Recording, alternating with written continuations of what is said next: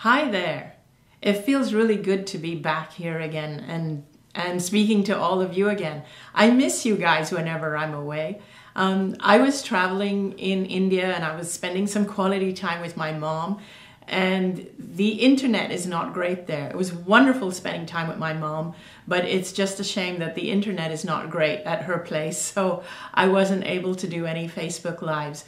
And I want to say thank you to the outpouring of love I received, because I was sharing photos of me and my mom, and I had so many beautiful responses to my newsletter and also on Facebook, a lot of beautiful comments from people.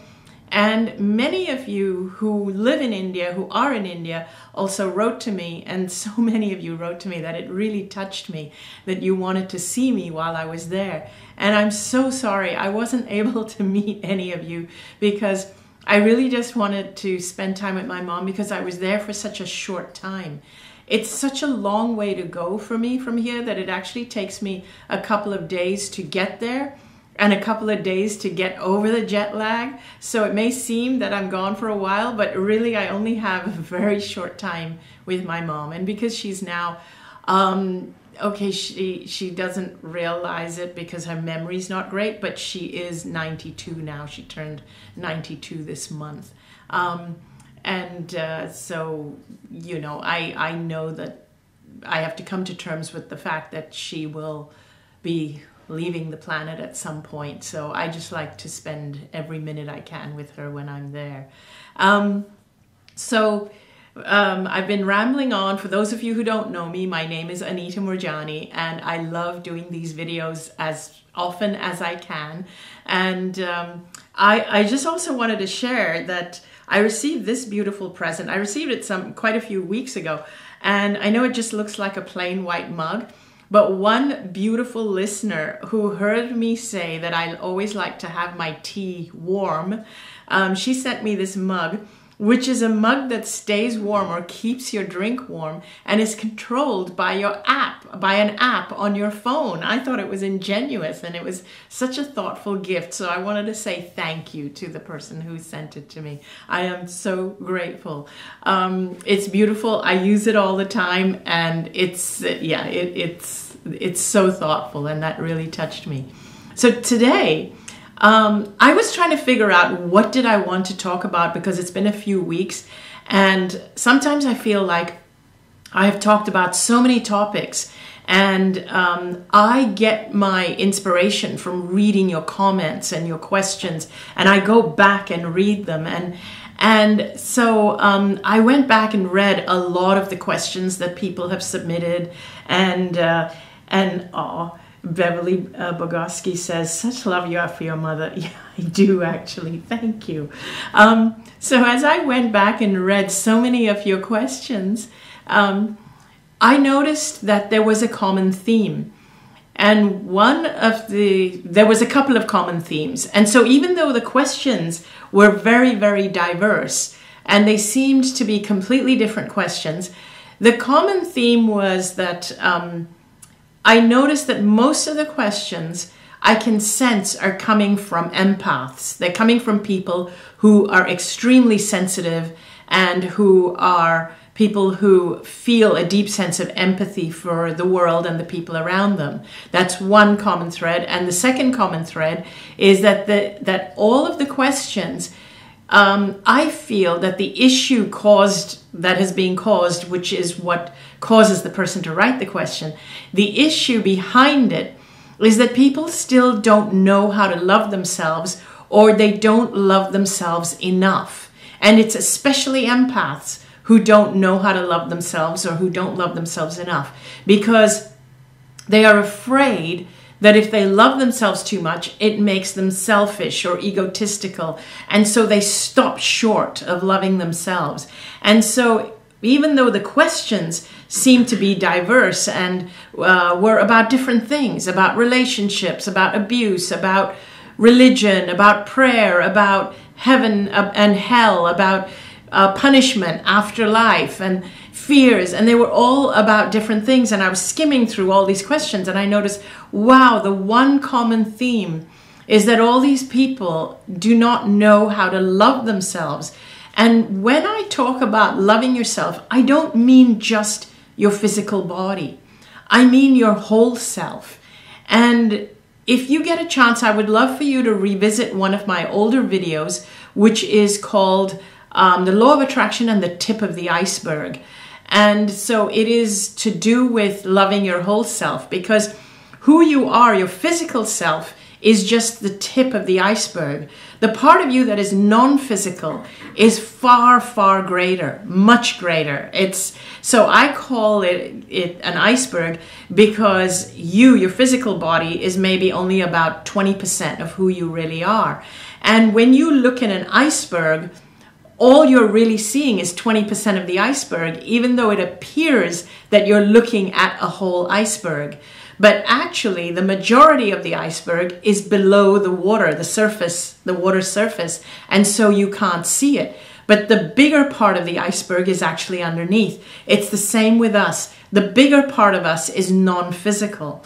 It's important for you to realize this, because when you love the whole you, it's not just about loving the physical body, but it's about loving the whole you enough to realize that your essence, your soul, your consciousness has a purpose. It has a purpose. It has a reason for being. And it has come into this life with a longing and a yearning. And that is what you are supposed to learn about or get to know. And so the more that you love your whole you, your essence, your soul, the more you get to know what is its life's longing. What is your purpose? So I didn't know this either. So I don't blame you for not knowing this, because I discovered it during my near-death experience. It was only when I died did I realize that the part of me that was not physical was far more powerful than the physical part of me. And the part of me that was non-physical was the part that, if I knew about it and knew to tap into it, my life would be far better and less fearful and more powerfully lived. So the only difference between being able to tap into it or not is to be aware that it's there. That's it. We all have this. We are all non-physical beings, with only a little bit, the tip of the iceberg being this physical body. And the only difference between those who are able to tap into it or not, is being aware of it. That's it. So if you start to become aware that a greater part of you is non-physical, that's when you can start to listen to and trust your inner voice. To me, that is true self-love. And I'm going to tell you some of the more mundane questions. When I say mundane, I mean more physically rooted questions that I've been receiving, which, if you knew you were more than the physical, those questions would be resolved. So what's really important, though, is that when you are aware that you're more than physical, when I say love yourself like your life depends on it, I'm not saying be vain and love your physical body. I am saying love your whole self. Love your soul, love your essence, love your consciousness. Get to know it. Go on a journey. Sit quietly. Discover who you are. And here's the big one. Here's how to really get to know your soul. Stop judging yourself. Judgment is what prevents you from discovering who you are. Because every time you judge yourself and you say, oh my God, that part of me is so negative, you stop. You stop going deeper. You stop allowing yourself to reveal yourself any further. So the number one thing to do in getting to know yourself is to stop judging yourself.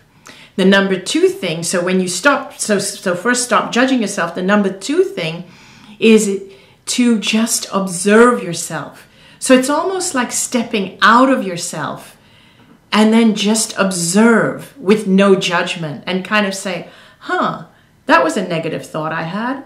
Oh, I didn't handle that very well. I wonder why. I wonder what's going on in there. Remember, no judgment. You're not saying that it's the right thing to do. You might use that as a lesson to handle things differently next time, but don't beat yourself up about it, because if you beat yourself up about it, you won't go there again to get to the bottom of why you are that way or why you react that way. But when you have no judgment towards yourself, you'll allow yourself to unravel who you are. And as you unravel, that's when you get to the real nuggets. That's when the alchemy begins. Because when you feel safe with yourself to unravel and get to the bottom of who you are with no judgment, that's when you find the true gold, the real treasure of who you really are. So don't forget, so the number one thing is to be aware. The number two thing is no judgment. And the number three thing is to allow yourself to go into yourself and to just unravel, and you can keep questioning yourself. So now, what are some of the questions that I get, which I say that the answer to everything is really knowing who you truly are and loving yourself with no judgment. One of the questions that people keep asking me is that they're in a relationship where they're not happy, or they feel it's abusive, and they try to love that person, because I keep talking about unconditional love. So they keep trying to love the person unconditionally because they believe that the person must need it more because they're so hurtful and abusive. So although I agree that hurtful and abusive people also need love, when I say that love is the answer to everything and you need to love more in such situations, you need to start by loving yourself more. That's where it really starts. It's not about loving the other person so that they will change. Excuse me. You can't be in a relationship with the intention of changing the other person. It's about loving yourself more so that you stop accepting that kind of abuse, because you don't deserve it. Your soul, your essence is a piece of God, just like that person's is. Your soul and your essence deserves to be treated with love and respect. You need to teach other people how to love you by first loving yourself at that level, to know that you're not going to accept that.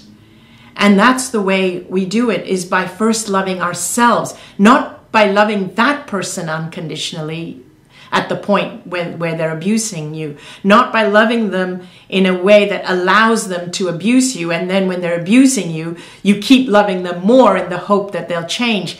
That doesn't work.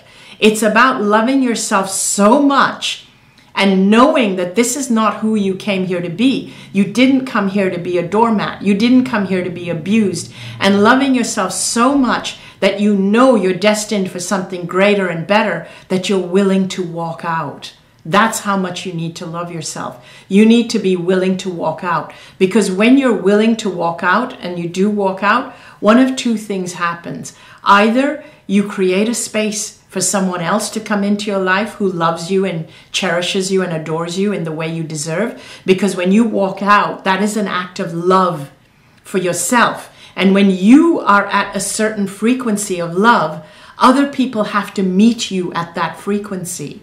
But the second thing that can happen, the second of the two possibilities, is that the person you walked out from will have to meet you at your frequency if they want to hold on to you. They will have no choice. So their choice, that person's choice, is either to stay at that frequency of love where they're at, in which case they will lose you. And if they if it means more to them to stay at that level where they are unable to match your level of love, then you're better off without them, and you're better off with them staying at that level until they're ready to actually receive love in a greater way. Because there are people in this world who do not know how to receive pure, deep love. They don't know how to do it. And I'm not saying that it's their fault. I'm not saying they deserve to be treated badly, but remember, they're the ones that are abusing you, not you abusing them. Sometimes the best act of love can be to walk away from such a situation, because that may be what they need to really look into themselves. On the other hand, if they are someone that's not ready to look into themselves, they might be on a completely different frequency where they will just go and hook up with someone else who's willing to take their abuse, in which case you really are better off without them. So remember, when it comes to relationships, the best thing you can do for yourself and your partner is to love yourself like your life depends on it. Love yourself, love your whole self, your consciousness, and who you truly are, and have other people meet you at your level. Because remember, when they meet you at your level, that love expands exponentially, because that is the level at which you will love them, and that's the level at which they will love you. So that's really, really important. Another question that people kept asking, and before I go into that, Heather Elizabeth says, this message was meant for me today. Thank you so much. You are so welcome. You're so welcome. And remember, it is always your choice at what level you want to operate love at. And when you are totally in that space where you really love yourself, you don't allow yourself to be a doormat. You don't allow yourself to be mistreated. And certain triggers that people use, like when somebody is afraid to have you walk away, they will use certain triggers. They might say things like, I'm so disappointed in you that you want to leave this relationship. Or they'll say things like, oh, you're not as unconditionally loving as you claim to be. So just remember, these are triggers that people use to keep you stuck in doormathood. So don't fall for those. Because remember, you aren't the abusive one in the relationship. You are receiving the abuse. You're not out to make people feel small. So when you are the one being made to feel small or being reduced, or when you are the one who's being suppressed or oppressed and not being allowed to follow your purpose, the way that people keep you there is by saying things I'm disappointed in you, or you're not as unconditionally loving as you claim to be. And as long as people say that, and as long as it works on you, they have a hold on you. And so once you recognize these triggers, don't let them have a hold on you at all. So you need to love yourself enough to know that I don't hurt people. I am at my best when I'm following my purpose. I'm at my best when I love myself and operate love on a higher level, where I can give love to someone who knows how to receive it. And you can choose to only give love and interact in a space of love with people who can meet you at that level. That is absolutely your choice. Remember that. So getting back to a second question that I get from people is very similar, but it comes in many different forms, is people asking me about religion. People ask me about my beliefs about whether there is punishment on the other side, whether there's hell, whether there's negative karma, whether we're, people who do wrong, sinners and all, whether we're going to be punished, and in different ways. In Hindu religion, it's karma. In Buddhism, it's karma. In Christianity, it's hell. Do sinners get punished? And so on. So all in different ways. So what I like to say, so I have written about this extensively in both my books, in Dying to Be Me and What If This Is Heaven. If you haven't read them, I would love for you to pick them up and read them. In the US currently, Dying to Be Me, I think, is only $5 something. So this is a good chance. I don't know why Amazon has dropped its price, but I'm glad it has. So this is a good chance to read it. So I speak about my beliefs about religion, and I don't believe in fear-based reasons for doing good. I really don't. So I tell people, do not worry about what happens in the afterlife. I know many people like to think that sinners and all will get punished in the afterlife. But the thing is, you don't know their path. Maybe they had a painful path, and in the afterlife, what happens is we get into this state of clarity where we judge ourselves. There is no outside element. There is no frying in hell for all of eternity. It's not all of that. We kind of go, oh my gosh, I could have handled this better. Oh my gosh, all that pain I went through, it made me have a skewed view of life. And so I lashed out at these people. I made these mistakes. I fell into the wrong company. Whatever it is, we can see it. We enter this, what I call this God's eye view, where we ourselves have this God's eye view. And we're then able to see what we've done wrong and how we could have done it differently.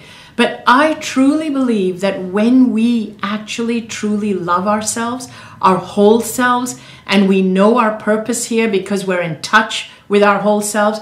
And remember, your purpose will shift shape and change as you develop through life. It's not like it's just one purpose and you know it and you're done. No, it's a growth. It's a continuous growth, and there are ups and downs. But when you're in touch with your whole self, you stop worrying about the afterlife, and you don't, even though you do inadvertently maybe hurt other people by being yourself, you are far less likely to commit heinous crimes and things like that, or to murder or kill people, because you are aware that all of us are connected and you have no right to take someone's life. So I truly believe the answer to people actually being more empathic and being kinder to each other is not about causing us to fear retribution in the afterlife, but it's about us learning to love in this life. That is a much better reason to be kind to other people and to stop creating havoc, or to stop killing people and to stop hurting people. It's really about learning about who we are and how we're connected to everyone. That is far more important. And the other thing I want to say about religion is that as long as religion is serving you and making you feel loved and making you feel love and joyful and happy, then great, follow it.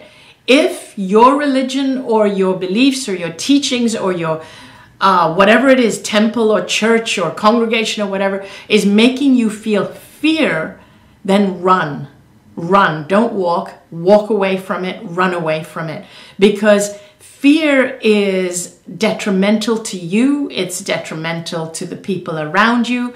Because remember, we entrain the people around us. If you are living in fear, fear of retribution, fear of religion, fear of the afterlife, that's what you're bringing with you wherever you go. That's what you're bringing to your kids, to your family. So do not, it is not truth. If it's steeped in fear, it is not based on truth. To me, religion is supposed to be a celebration. If you go to a temple or a church or a mosque or whatever it is, where people are celebrating life, where people are happy, then that's great. Then they're doing what they're meant to do. If you're going there and getting comfort, if you're getting community, then that's great. But if you're going there and feeling fear, then I would leave. That's not for you. That's not good for you, and it's not good for the planet. I know that there are people who believe that fear is something that's necessary for us because animals feel fear naturally, and so humans are supposed to feel fear naturally. I absolutely believe that certain fears are good for us. When it is a fear of physical danger, like to get you out of harm's way, then yes, it is absolutely necessary and natural. When your psyche, your body, whatever feels fear, it is absolutely natural. You have to get out of the way of oncoming cars. You feel fear to cross the road when there's traffic, or fear of an animal attacking you. So when it is a physical bodily harm, danger, fear, if you feel fearful in the presence of someone who just has an energy that you just feel that they may attack you, that's very, very valid. That is the fear that animals have. That is exactly the fear that animals have. They fear for their life. They fear that they are in danger. But here's the fear that animals don't have, but humans unnecessarily have. Humans have a fear of religion. Animals don't have that fear. Humans have a fear of death. Animals don't have that fear. Humans have a fear of illness. Even when they're fully well, they live from a place of a fear of illness. Animals don't have that fear. These are all unnatural fears. Humans have a fear of the afterlife. They have a fear of living life fully. They have a fear of failing.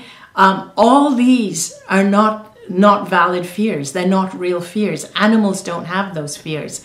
Those are purely human construct, which we have developed from conditioning, human conditioning, whether it's through our education system, whether it's through our culture, our family. Those are all human constructual fears. Those are all the fears that you can safely drop without fear, because those fears don't keep you safe. Love keeps you safe. So thanks for listening, and I'm going to jump into the questions, but I also want to mention that I would love for you to check out my YouTube channel and subscribe, or subscribe to my newsletter. And also, I would love to see you at some of my events. I'm really excited that I have the cruise. It's getting closer and closer. It's coming up in June. And when we are at our live events, we actually do some really cool things. We entrain everybody's energy to operate on a higher level. Imagine 100 people in a room, or 150 people in a room, or 50 people, depending how many are in that retreat, all entrained at this level of love, all of us feeding off each other and expanding exponentially. And what happens at these retreats? People write to me and they say, so what can I get from attending one of your retreats? Here's what happens. You lose your fear of death. You lose your fear of illness. You become aware of that whole 80% of you that is non-physical. You become aware of your purpose. You learn how to follow your purpose. You become aware of why your body has certain physical challenges. And we do sometimes, in fact, pretty often, we see healing taking place. And in fact, it's so many different things. We go on deep experiential journeys together. So many things take place in these retreats that it's sometimes hard to put into words. So I would love to see you at some of my upcoming retreats. I'm going to be traveling again. Unfortunately, I'm going to be traveling again at the end of this week. So there won't be a Facebook Live next week because I will be at Omega. I'll be speaking at Omega Center, doing a 5-day retreat there. And I will also be speaking in Virginia Beach at ARE. And next month, I'll be doing the cruise, which I've been pretty excited about. And I would love to read some of your comments. And here's one from Tia Paynews, who says, hi, Anita from Sydney, Australia. Hi, Tia. Wow, thanks for tuning in at this time. I would have thought it's like really, really, really early in the morning. I love hearing from people from all over the world. That's just so cool that so many of you write to me from all these different countries. Linda Prince, hi Anita and Danny from England. Wow, thank you. If I had emojis right now, I would be flashing them all up because you're all so cute and you're all so cool. And I should have asked you this earlier. If you have any questions, I should have asked you earlier to post them so that I could have skimmed through and I could have answered a few questions. Here's one, Linda L. Baca Goodwillie. Anita, I totally respect you and understand what you're saying. However, what do parents do that love our children, and it's our children that have chosen to treat us badly and decide to terminate our relationship completely? Wow, that is, I understand that can be really heartbreaking. Let's flash this up on the screen so people can see the question and know what I'm talking about. Now, I know a lot of people for whom this has happened to. It's not uncommon. And the only thing you can do, and I'm going to say this, you really need to love yourself more. The temptation is to bend over backwards to try and win the child over. I'm not saying not to win the child over. Absolutely do try and win the child over. That's your instinct. You're going to try and win the child over. But don't do it in a way that makes you into a doormat. Don't do it in a way that allows your child to abuse you more. That's what I'm trying to say. You have to absolutely raise your own love frequency, for want of a better way of putting it. I know that may sound corny, but that really is what you have to do. You really have to love yourself more and continue to love the child and be there for when the child comes back. And it may take some time, but I know of cases where eventually the person's son or daughter has come back. And I have heard from people where it has taken anywhere from 2 years to 6 years. I have a friend who said her child has not spoken to her for 6 years, and it's really broken her heart. But now, in recent months, the child has started to come back and communicate. Now, here's a second thing I would like you to do if your child has, or somebody you love, maybe not even a child, but someone you love has decided to ostracize you or to marginalize you. What I would suggest you do is to visualize. Visualize yourself sending them love, and visualize yourself having a conversation with them that you would love to have them respond to you in that visualization in the way that you wish they would respond to you. Some level of them is actually going to feel that. And remember, at no time should you become the doormat or lower yourself or lower your own love frequency for yourself. Don't blame yourself. Don't beat yourself up about it. Don't judge yourself. Stop second guessing yourself and saying things like, oh, I should have done it this way. Absolutely not. That is the wrong energy to send out. That is the doormat energy, where you're giving them more of an opportunity to treat you like a doormat. Always love yourself. Know that you have done your best. Know that you are a loving soul. Give yourself a big hug. Try the visualizations, and just know that when they come back, you will still love them. And even though you will be relieved and happy, you're not going to lower your own love frequency. I hope that helps. Roz Brooks, hey Roz, love from Las Vegas. Good to see you, broadcasting from your electrifying wall here in the States. So happy you're back from your trip. Thanks, Roz. I always miss you guys so much when I go away. Even though we have an online relationship, it still feels different when I'm home because we're on the same time zone when I'm home. So it always feels really good. So I am, even though when I'm traveling over the next couple of weeks, hopefully I will be able to send you short snippets of video. Hopefully I'll be in places where I have good bandwidth.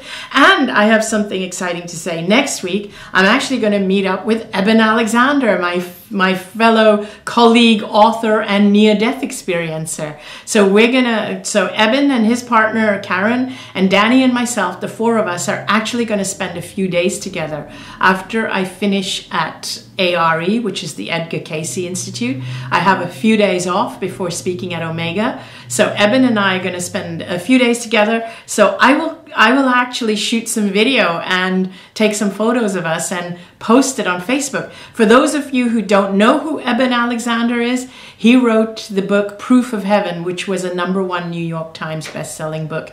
Great book. If you haven't read it, I suggest you read it. And Margie Murray will take this one last question. If you send love to someone who has a toxic personality, do they feel it? Absolutely they do. But what I would suggest to you, continue to send love to them from a distance, but do not feel obligated to physically spend time with them. Because if the person is toxic for you, it means they're not a match for you. They will have triggers for you to keep you stuck in a toxic relationship. So try and avoid spending physical time with them, but by all means, you can visualize and send them energy and love energetically and visually. And you will be able to feel if they've come out of, if they have grown, if they are ready to be in some kind of relationship with you. But remember, the key here is never lower your own love frequency for someone else. People will try. They might say you're selfish, or you've changed, you're not the same as you were before. They might even say things like they're disappointed in you and things like that. People will try to get you to lower your love frequency. But don't do it. And remember, you're not the one that attacked them or made them feel small or made them or suppress them or oppress them. They just so if you are at all in doubt about whether they're right or not, like if you start to doubt yourself and say, oh, maybe I am being selfish. Oh, maybe I should give in more. Here's the thing. Ask yourself this. Am I oppressing them or are they oppressing me? Am I judging them or are they judging me all the time? Am I the one making them feel small or are they making me feel small? Chances are it's them doing it to you. And I'll tell you why the chances are really high it's not you. Because the fact that you're doubting it, the fact that you're questioning it, the fact that you're thinking it might be you, that means chances are it's not you. Because usually people who say those things, they're not actually, they don't have the self-awareness to question themselves. And you don't want to be stuck in a relationship. As an empath, you don't want to be stuck in a relationship with someone who has little or no empathy for you and who has little or no self-awareness. You want them to be entrained to your level, not you down to their level. So on that note, I'm going to leave you all to have a wonderful week. And remember, your questions keep me inspired for more videos. So don't stop asking me questions, even if you missed or you're posting after the Facebook Live. Don't worry, I will skim through them. I love it when you go onto my YouTube. Go onto my YouTube and post questions there as well. So I do read them, or write in through my website. It's contact-us@anitamoorjani.com. I do read through the questions. My team reads through the questions. Roz makes a list of questions for me, and we use the best ones for me to address to create these Facebook Lives. Thank you so much, all of you, for tuning in. I love you. I've missed you, and I wish you were all here so I could give you all a hug, but I'm going to give you all a big virtual hug. And Boo from behind the scenes, he says hi as well. Go on, your voice. Say hi, say bye. Say hi, say bye. That's Boo. That's me. I think he should have his own show. What do you say? Well, you know, it's too late. We're wrapping up the show now. It's too late for comments and too late for people to say anything. No, we can go back and read them later. I bet you people agree with me. Oh me, oh my. Thanks a lot, everybody, and I will see you all soon, real soon. Bye. Thank you so much for tuning in to my video. And if you really enjoyed it, I would love for you to subscribe. And the subscribe button is here. And also, I would love for you to watch my suggested video, which is over here. And if you love my content, please feel free to share it to people who you think that would benefit from it. Thank you.